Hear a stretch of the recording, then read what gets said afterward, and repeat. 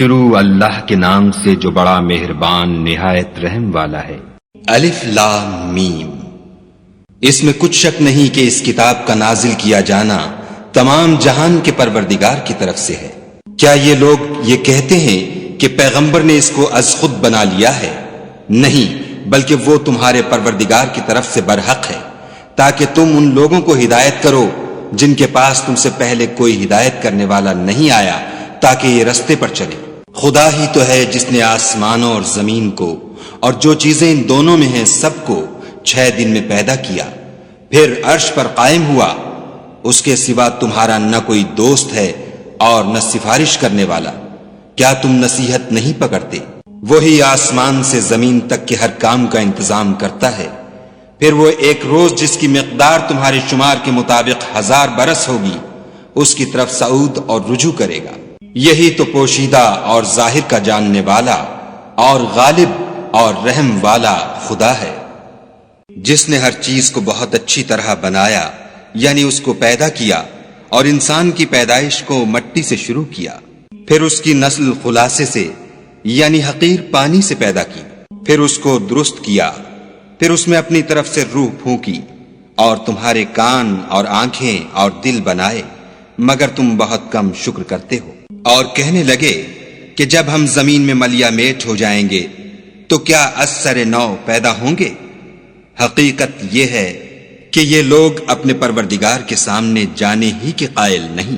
کہہ دو کہ موت کا فرشتہ جو تم پر مقرر کیا گیا ہے تمہاری روحیں قبض کر لیتا ہے، پھر تم اپنے پروردگار کی طرف لوٹائے جاؤ گے، اور تم تعجب کرو جب دیکھو کہ گناہ گار اپنے پروردگار کے سامنے سر جھکائے ہوں گے، اور کہیں گے کہ اے ہمارے پروردگار، ہم نے دیکھ لیا اور سن لیا، تو ہم کو دنیا میں واپس بھیج دے کہ نیک عمل کریں، بے شک ہم یقین کرنے والے ہیں۔ اور اگر ہم چاہتے تو ہر شخص کو ہدایت دے دیتے، لیکن میری طرف سے یہ بات قرار پا چکی ہے کہ میں دوزخ کو جنوں اور انسانوں سب سے بھر دوں گا۔ سو اب آگ کے مزے چکھو، اس لیے کہ تم نے اس دن کے آنے کو بھلا رکھا تھا۔ آج ہم بھی تمہیں بھلا دیں گے، اور جو کام تم کرتے تھے ان کی سزا میں ہمیشہ کے عذاب کے مزے چکھتے رہو۔ ہماری آیتوں پر تو وہی لوگ ایمان لاتے ہیں کہ جب ان کو ان سے نصیحت کی جاتی ہے تو سجدے میں گر پڑتے اور اپنے پروردگار کی تعریف کے ساتھ تسبیح کرتے ہیں اور غرور نہیں کرتے۔ ان کے پہلو بچھونوں سے الگ رہتے ہیں، اور وہ اپنے پروردگار کو خوف اور امید سے پکارتے، اور جو مال ہم نے ان کو دیا ہے اس میں سے خرچ کرتے ہیں۔ کوئی متنفس نہیں جانتا کہ ان کے لیے کیسی آنکھوں کی ٹھنڈک چھپا کر رکھی گئی ہے۔ یہ ان اعمال کا صلہ ہے جو وہ کرتے تھے۔ بھلا جو مومن ہو وہ اس شخص کی طرح ہو سکتا ہے جو نافرمان ہو؟ دونوں برابر نہیں ہو سکتے۔ جو لوگ ایمان لائے اور نیک عمل کرتے رہے ان کے رہنے کے لیے باغ ہیں، یہ مہمانی ان کاموں کی جزا ہے جو وہ کرتے تھے۔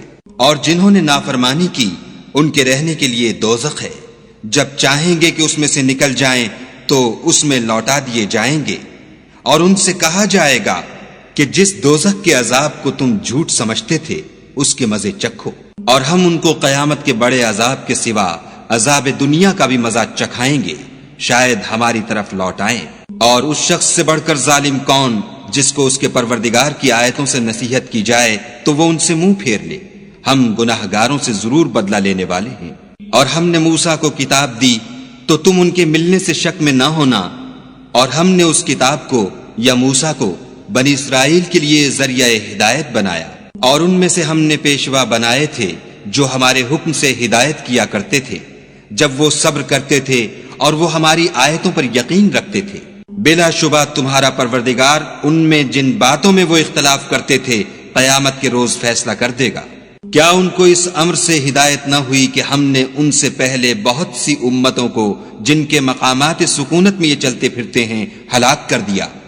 بے شک اس میں نشانیاں ہیں، تو یہ سنتے کیوں نہیں؟ کیا انہوں نے نہیں دیکھا کہ ہم بنجر زمین کی طرف پانی رواں کرتے ہیں، پھر اس سے کھیتی پیدا کرتے ہیں جس میں سے ان کے چوپائے بھی کھاتے ہیں اور وہ بھی کھاتے ہیں، تو یہ دیکھتے کیوں نہیں؟ اور کہتے ہیں اگر تم سچے ہو تو یہ فیصلہ کب ہوگا؟ کہہ دو کہ فیصلے کے دن کافروں کو ان کا ایمان لانا کچھ بھی فائدہ نہ دے گا اور نہ ان کو مہلت دی جائے گی، تو ان سے منہ پھیر لو اور انتظار کرو یہ بھی انتظار کر رہے ہیں